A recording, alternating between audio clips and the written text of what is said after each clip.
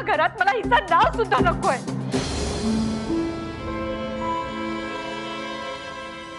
अगं हे सगळं तुला बोलवतं तरी कसं? बाबा माझं पूर्ण बोलून झालेलं नाहीये बाबा। तरीही जर तुम्ही हिच्याशी संबंध ठेवलेत ना तर मी आत्महत्या करेन।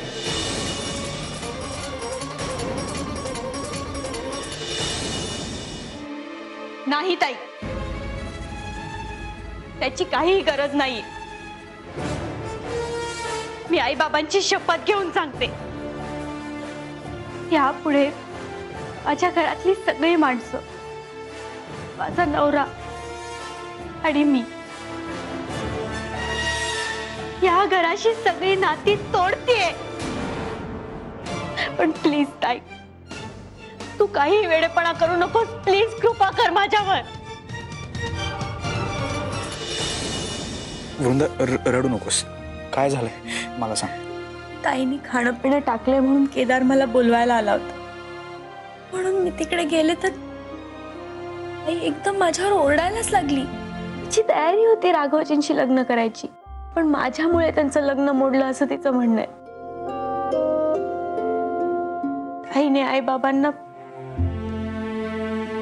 माझ्याशी सगळे संबंध तोडायला सांगितले। पण मग आई बाबांचं काय म्हणणं होतं यावर? त्यांना असं वाटलं की ती रागाच्या भरात बोलते म्हणून ते तिला फक्त शांत करत होते। तसं नव्हतं प्रसाद, ताई खूप सिरियसली बोलत होती, म्हणून मीच त्यांना सांगून आले, माझ्याशी असलेली सगळी नाती तोडून टाक।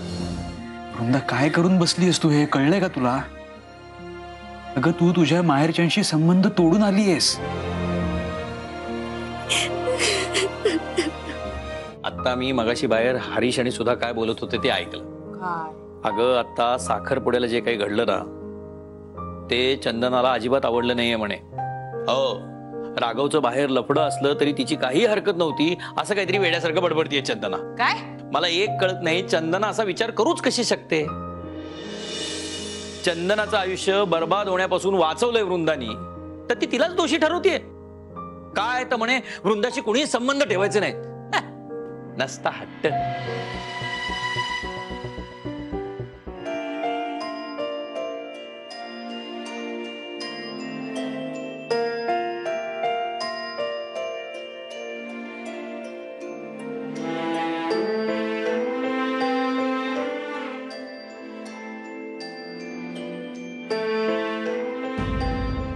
हिने एकतर एवढ्या हुशारीने चंदनाची होणारी फसवणूक शोधून काढली, नाहीतर आज राघवच्या संसारात आया बनून राहायची वेळ आली असती तिच्यावर।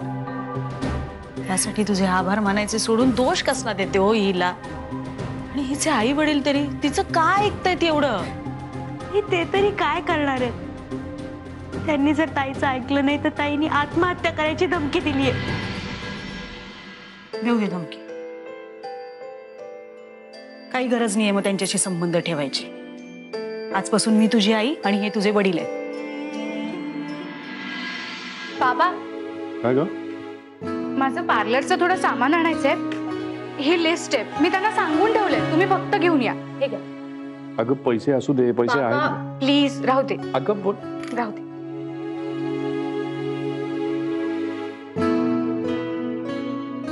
बघितलं, जणू काहीच झालं नाहीये, अशा थाटात वावरते ती। चंदना वृंदाच्या बाबतीत एवढी कठोर कशी वागू शकते हेच कळत नाहीये मला।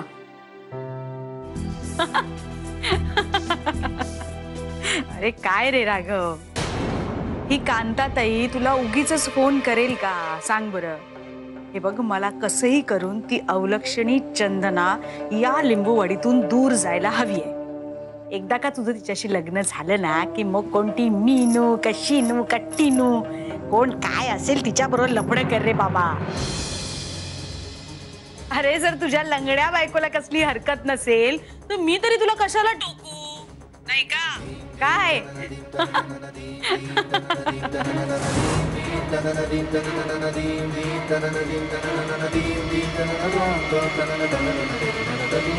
दिल्या घरी तू सुखी